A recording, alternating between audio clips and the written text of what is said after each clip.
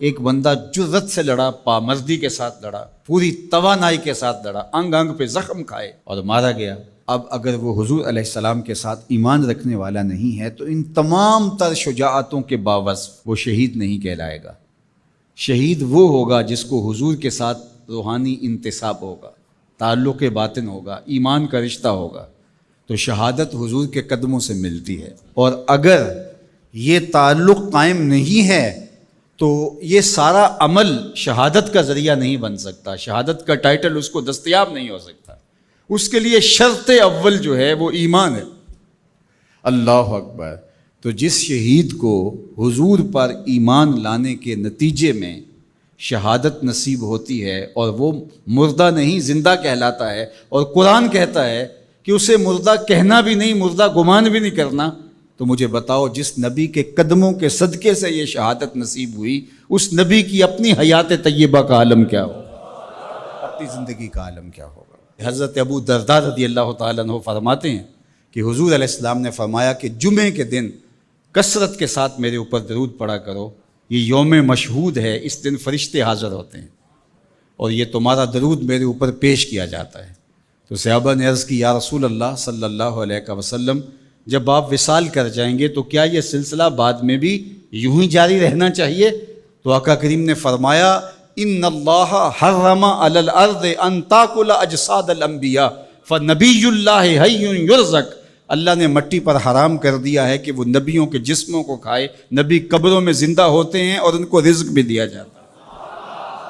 اللہ اکبر۔ تو زندہ ہے واللہ، تو زندہ ہے واللہ، میرے چشم عالم سے چھپ جانے والے۔ اللہ نے ان کو وہ حیات طیبہ اور طاہرہ سے نوازا ہے، وہ قبر میں زندہ ہیں، قبر میں حیات ہیں اور اپنی امت کے احوال سے آگاہ ہیں۔ امام مالک امام دار الہجرہ آپ فرماتے ہیں کہ جب کوئی حضور کے روضے پہ جائے تو باقی ائمہ نے کہا کہ وہ کہیں ہم حضور کے روضے کی حاضری کے لیے گئے تھے اور ہو کے آئے ہیں، لیکن امام مالک کہتے ہیں اگر کوئی حضور کے روضے سے ہو کے آئے تو کہے میں حضور سے مل کے آیا ہوں، میں حضور سے مل کے آیا ہوں، اس لیے کہ حضور اپنی قبر میں زندہ ہیں۔ حضور نے ارشاد فرمایا قرب قیامت میں جب حضرت عیسیٰ آئیں گے اور حضرت عیسیٰ علیہ السلام آئیں گے اور پھر دین کی تنفیذ ہوگی، خنزیر کو قتل کریں گے، شراب ختم کر دی جائے گی، صلیب کا نشان توڑ دیں گے، کفر مٹ جائے گا، اسلام کا جھنڈا کائنات کی ایک ایک چھت کے اوپر لہرا رہا ہوگا۔ جب حضور کا دین پوری دنیا کے اوپر غالب ہوگا تو حضور فرمایا والذی نفسی بیدہ، فرمایا مجھے قسم ہے اس رب کی جس کے قبضے میں میری جان ہے۔ جب حضرت عیسیٰ یہ سب کچھ کر چکے ہوں گے تو پھر وہ میری قبر پہ حاضری دینے کے لیے آئیں گے۔ اللہ اکبر۔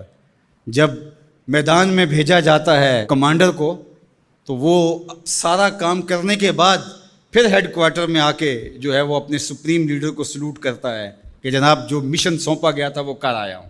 حضرت عیسیٰ سب کچھ کرنے کے بعد ثم لئن قام علی قبری، فرمایا پھر وہ آ کے میری قبر پہ کھڑے ہوں گے اور پھر کیا کہیں گے یا محمد صلی اللہ علیہ وسلم، مجھے یا محمد کہہ کے مخاطبت کریں گے۔